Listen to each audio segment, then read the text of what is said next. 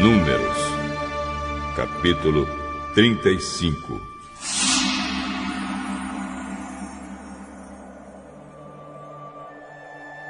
Nas planícies de Moabe, perto do rio Jordão, na altura de Jericó, que ficava no outro lado do rio, o Senhor disse a Moisés: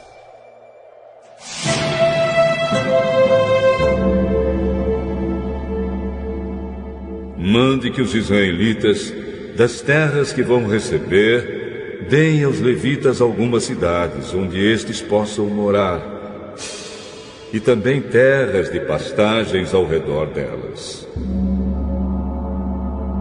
Essas cidades serão dos levitas, e eles morarão nelas. As terras ao seu redor serão para o gado, para as ovelhas e as cabras, e para os outros animais.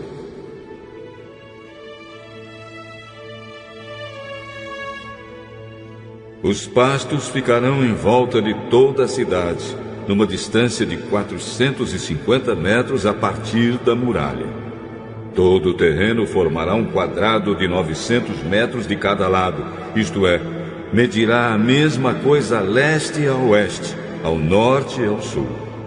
A cidade ficará no meio e os pastos ficarão em volta.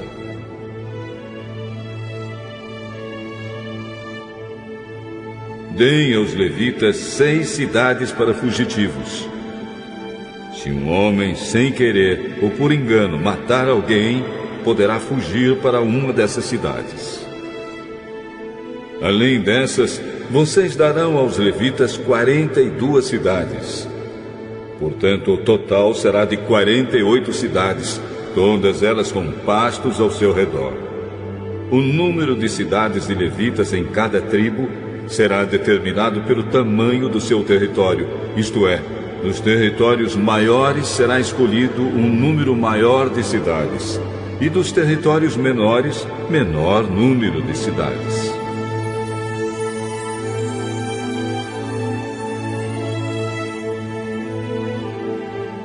O Senhor Deus mandou que Moisés dissesse ao povo de Israel: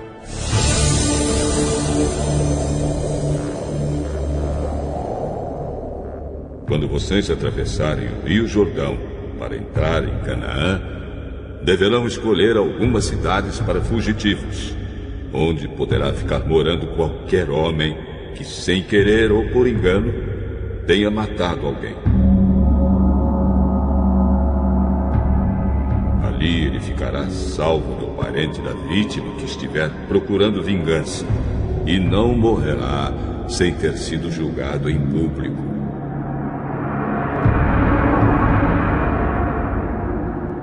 Escolham 6 cidades para fugitivos, 3 a leste do rio Jordão e 3 na terra de Canaã.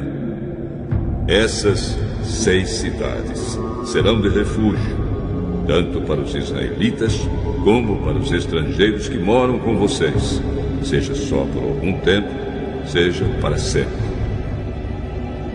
Quem tiver matado alguém sem querer ou por engano, poderá ficar refugiado ali.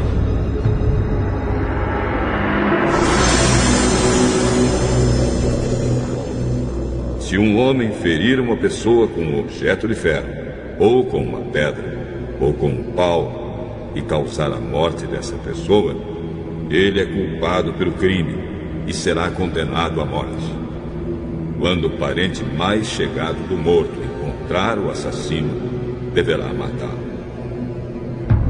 Se um homem empurrar o outro com ódio, ou jogar alguma coisa contra ele com má intenção, e ele morrer, ou se um homem esmurrar um inimigo e este morrer, o culpado será morto, pois é um assassino.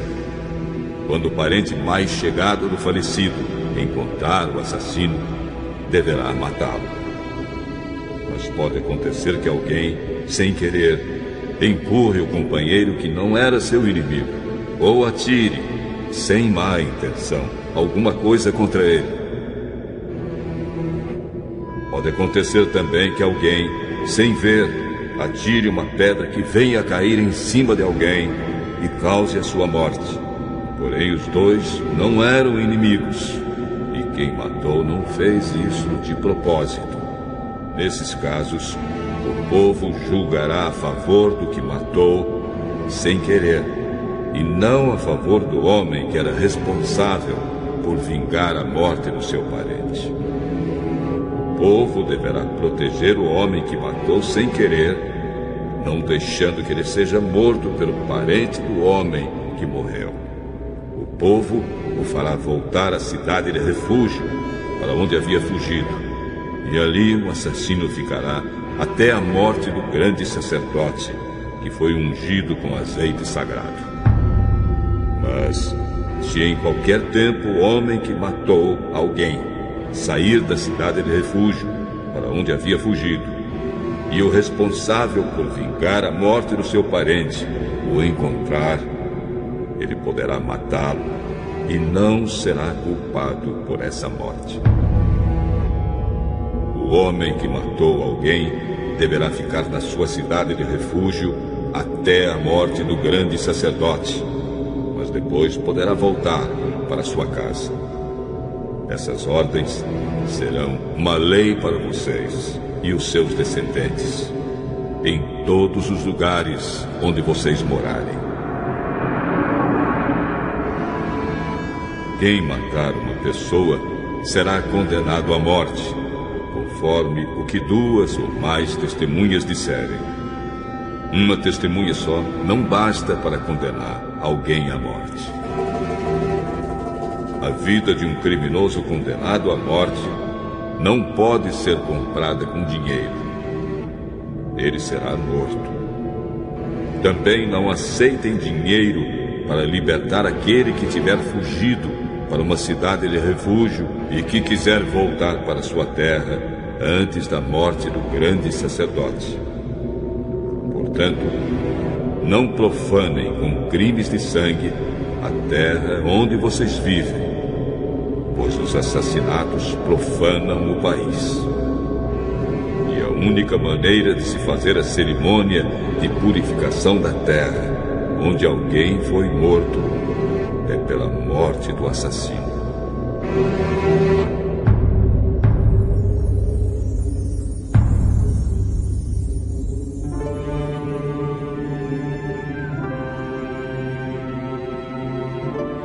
Não tornem impura a terra onde vocês vão morar, pois eu também estou no meio dela. Eu, o Senhor, vivo no meio dos israelitas.